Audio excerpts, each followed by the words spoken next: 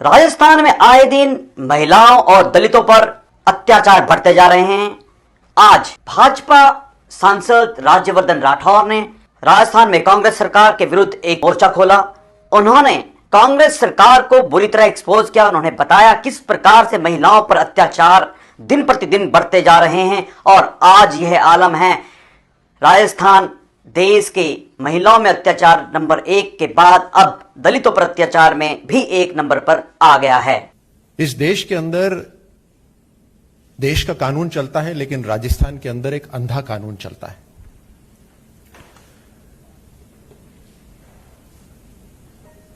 (2019, 2020) के देश के जो क्राइम के आंकड़े हैं उसके अंदर राजस्थान अनफॉर्चुनेटली नंबर 1 स्थान पर है। महिलाओं के ऊपर क्राइम पर नंबर 1 स्थान पर है। दलितों के ऊपर जो अत्याचार हो रहा है, क्राइम हो रहे हैं, उसमें नंबर 2 से नंबर 1 के स्थान पर जा रहा है।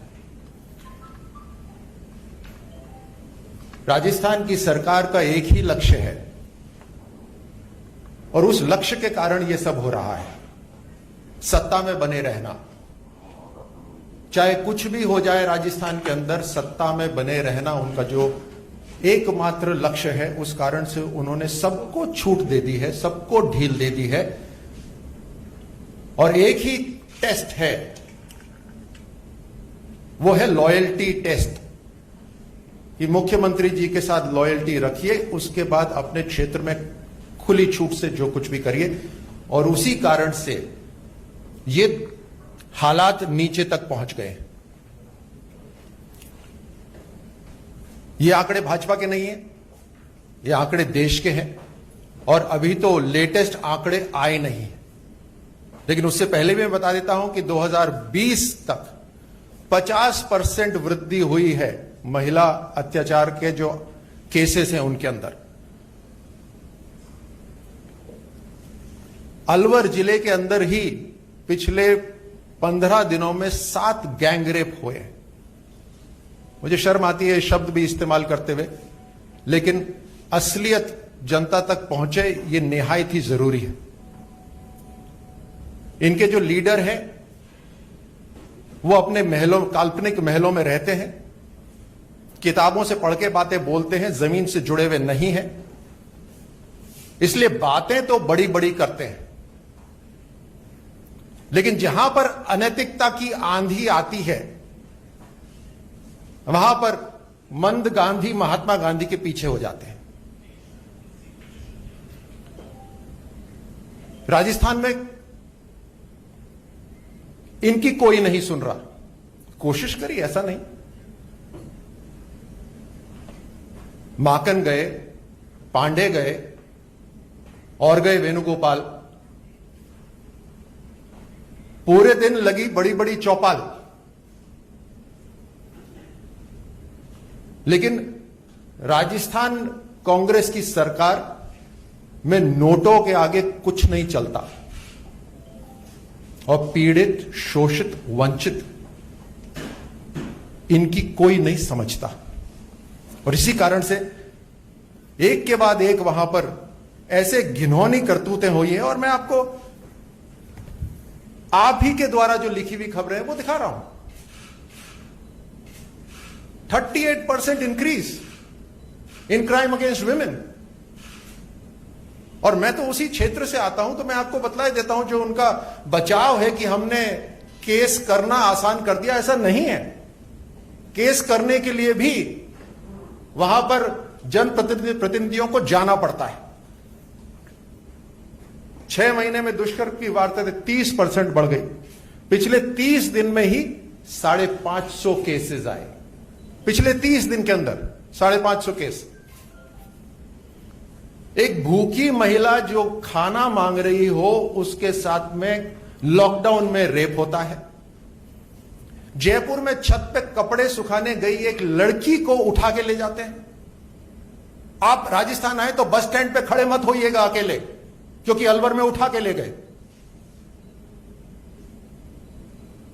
अपनी गाय को चराने के लिए कोई जाती है तो उसको उठा के ले जाते हैं।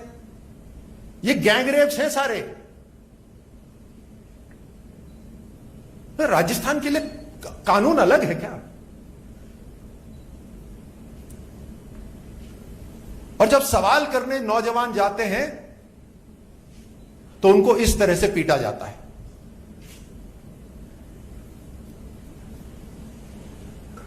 केवल 2020 के अंदर 13,750 दुष्कर्म, केवल 2022. If 2022 was a black year for all of us, imagine what happened in Rajasthan. 13,750 rape cases. And we are leading, unfortunately. It's the wrong competition we are winning in Rajasthan.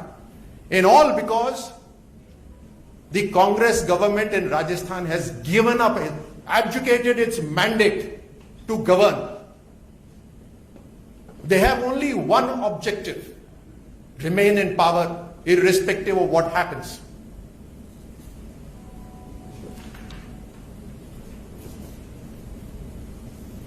एक के बाद एक घटनाएं हैं, मैं इसमें नहीं जा रहा, और एक से एक बर्बर घटनाएं हैं, एक एक तारीख की है, एक एक तारीख की घटनाएं हैं। Law applies differently in Rajasthan it seems. जो कानून है वो देश का, उसको अलग ही ढंग से अप्लाई करा जाता है राजस्थान के अंदर।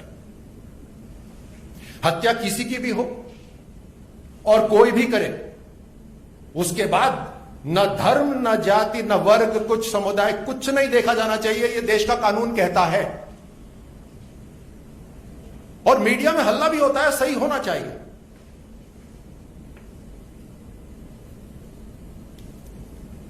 लेकिन 1 जुलाई को एक कृष्ण वाल्मीकि नामक व्यक्ति की सरियों से और डंडों से मार मार के हत्या कर दी गई, और अभी तक उसके मारने वालों की जो पहचान हुई है, किसी धर्म से मैं नहीं मानता, वो है कुरैशी, रईस, इमरान, सोहेल, शाहिद, अख्तर अली। लेकिन सन्नाटा है, कानून काम नहीं कर रहा।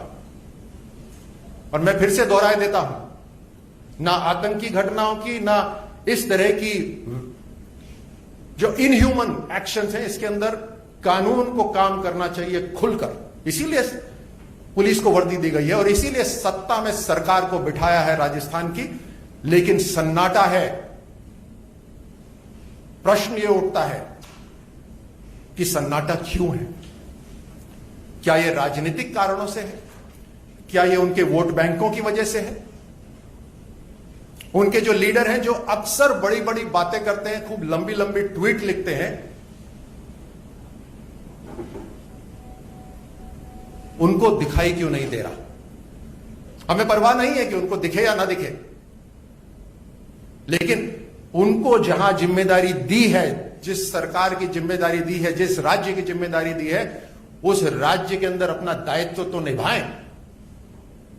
जब तक संवैधानिक तरीके से वहां पर हैं, it is imperative that they have to follow the rules and regulations of this country and apply it so that everybody is safe. और क्योंकि जनता सुरक्षित नहीं है, यह हमारा कर्तव्य और हमारा धर्म बनता है कि हम इस बात को आपके सामने दम खम करके उजागर करेंगे, ताकि आपकी कलम से इस देश की जनता जागरूक हो और देखे किस तरह से अंधा कानून राजस्थान के अंदर चल रहा है।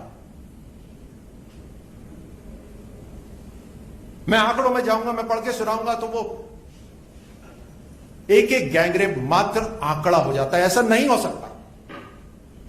आप उस शरीर के अंदर घुस के देखिए, आप उस अंतरात्मा के अंदर घुस के देखिए, उस बच्ची के जीवन का देखिए जिसके साथ ये सब हो रहा है और बार बार हो रहा है। खुद को 5 सितारा होटल के अंदर बंद कर लेते हैं, चारों तरफ से कई घेरे लगते हैं पुलिस के, ताकि ना अंदर वाले बाहर जा पाए, ना बाहर से सिग्नल अंदर आ पाए। लेकिन जनता की सुरक्षा एक नाम की नहीं। ये कौन सी सरकार है? ऐसी सरकार तो हमने नहीं देखी कभी। और ये सरकार हटेगी वहां से, निश्चित तौर से हटेगी, क्योंकि जनता देख रही है इसको।